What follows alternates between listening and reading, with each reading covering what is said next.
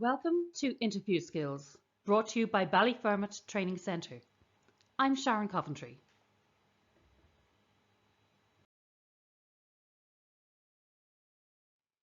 Why is it that we're always so terrified of interviews? Possibly because they feel so unnatural.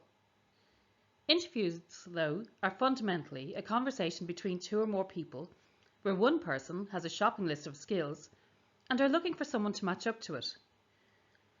It also allows the person being interviewed to see if they would like to work for the company in question. Sell.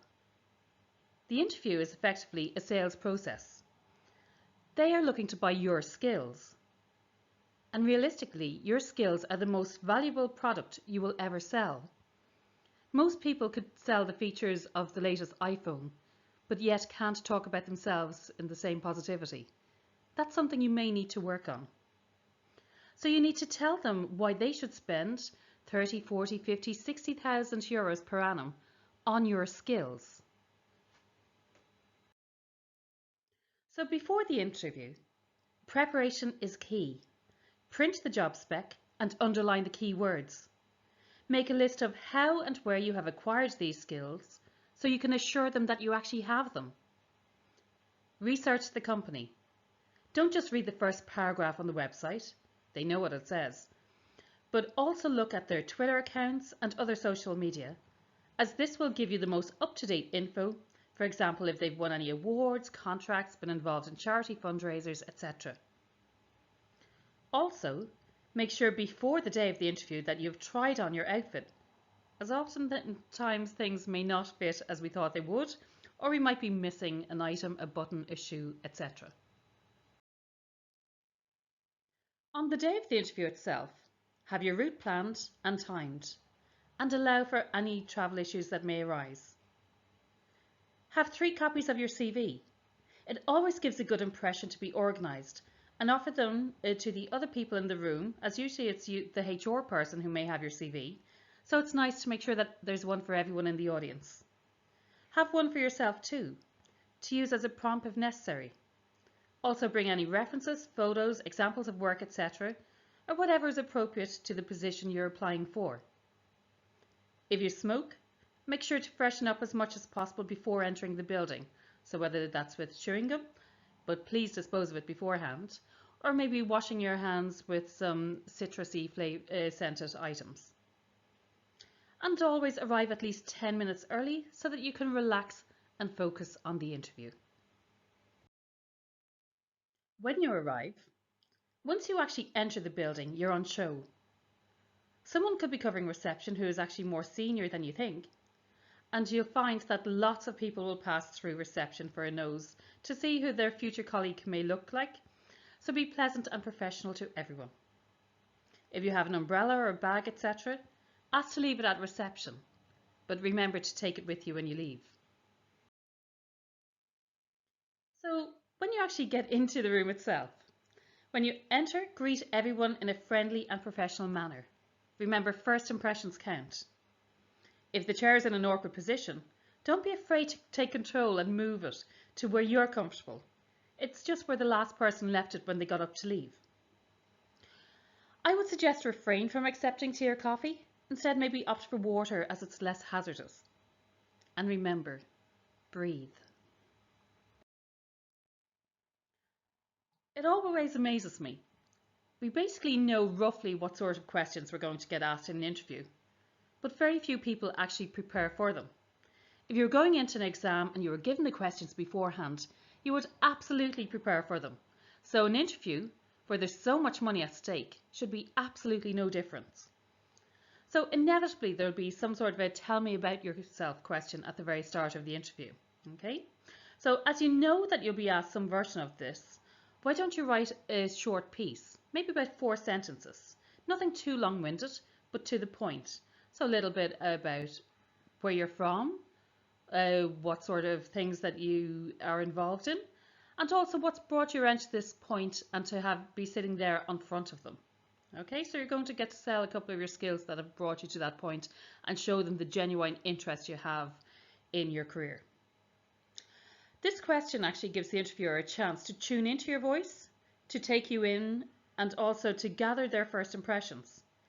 And make sure that they actually have the right CV on front of them. So I'd usually start with, well, my name is Sharon, and I'd continue on from there. So by having this prepared, you're off to a good start and the confidence will be high. So then we're on to what you know about the company, what you know about the role. So research is so important. Have your homework done. So with the company, check their social media, websites, etc. What you know about the role, this is where the job spec comes in so handy that you've done your homework on it. And then when they ask you where you've demonstrated some of the key skills that they've mentioned in the job spec, so working on your own initiative, meeting targets, working in a team, working under pressure, dealing with difficult customers, have examples and elaborate. So I'd always suggest preparing beforehand a table like the one that's here on the slide. So where you have the skills in one column and your example in the other. So even email this to yourself if it's the case that you're doing it from home, so you can look over it maybe on your phone on the way in, and so that you can glance over it and refresh yourself. So these ideas are at hand to you. Inevitably, again, there'll be some sort of strengths and weakness question. With the strengths, be careful. We all think that's an easy one, but it's actually not. So choose a strength that is relevant to the job, so that again, you're getting the opportunity to force home through to them that you are the perfect person for this job. Be careful with words like perfectionist, as this may leave you open to scrutiny. I know myself, when people say that to me, I deliberately seek out errors in the cover letters and CVs, and 9 times out of 10 you will find them. Also things like that you like to take charge, if that's not actually appropriate to the role that you're going for. So again, have a think about this beforehand. With the weaknesses, I've seen many people dig themselves holes with this. So avoid any weakness that would be connected with the job. Pick something that will not impact. For example, I don't like speaking to large audiences. If that's something that you will never be required to do in the role anyway, then it's of no consequence. You could pick a weakness from the past, like if they said, you could say, well, if you'd asked me last year, I would have said IT skills, but I've actually undertaken a course for the last 6 months and I've now qualified in ECDL, Microsoft Office Specialist, or it could be payroll package, etc. So again, you're getting a chance to highlight the fact that you have newly found qualifications. Perhaps, and it's one that maybe one or two of you might like, is where you actually genuinely do get nervous in interviews, and just call that out as a weakness. So it might be a case that because the more you want a job, the more nervous you get.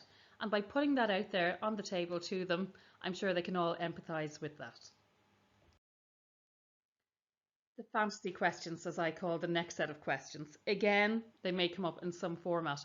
And I actually find that although these seem to be the easiest questions, again, some people really dig holes for themselves. So where do you see yourself in 5 years? What is your ideal job? So those type of questions is what I call fantasy questions. Please do not say getting paid to lie on a beach, drinking cocktails, driving around in Ferraris, etc., as it may be interpreted as someone who just wants to get paid for lazing around and doing nothing. Not quite the impression you want to give. Often we're tempted to say working for yourself, owning your own company, and whilst this is very admirable, that's not necessarily what your future employer wants to hear, because they will be paying you, training you, and introducing you to their customers, so you can poach them. So again, possibly not the best route to go. And another thing that I've heard so many times is in your job or in your shoes, etc. So this one is a bit cheesy and possibly a bit arrogant. If someone has spent 20 years getting to that position and you think that you're going to fast track past them in 5 years. So again, just be careful of those type of.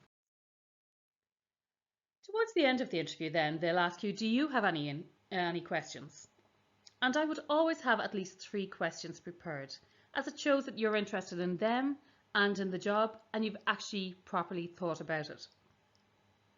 Stay away from any questions in relation to holidays, sick days, promotions, money, etc., as that's just leading down a completely different route. Instead, what I would tend to ask questions is, when would you be looking to start someone? How many are in the team? What project would I be working on? That's if they haven't already stated it. Is there training given? So those kind of things. Is there a second round interview? How soon can I expect to hear back from you? Again, you're giving the impression that you're eager and that you are genuinely interested in pursuing the wrap up then, which you're probably seeing the finish line in sight. But again, often there are so many missed opportunities with this. Usually they'll ask if there's anything else that you would like to add or did they miss anything? And even if there was a dip in the interview, which regularly there is, finish strong.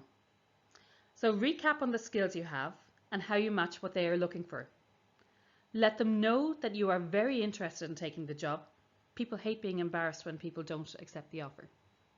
Let them know that if they give you the opportunity, that you're hardworking and reliable and you're not going to let them down. Reassure them that by choosing you, they are making the right decision, and leave that as the final impression so when you leave the room, that's what they'll be discussing. And then you're at the finish line. So at the end, thank them for their time in a friendly and professional manner and say that you look forward to hearing from them. Gather your belongings, breathe, and calmly walk out the door. At reception again, remember to thank them and gather anything you may have left, and that's it. Job done. So I'd just like to say the very, very best of luck. And here in the training centre, there are staff who can help you with various aspects of your career, as well as your career planning, CV courses, etc. So why not call or email us today? And perhaps you might want to join us for future courses on whatever topics that you're interested in yourself. So good luck with getting the future and the career that you want, and go for it.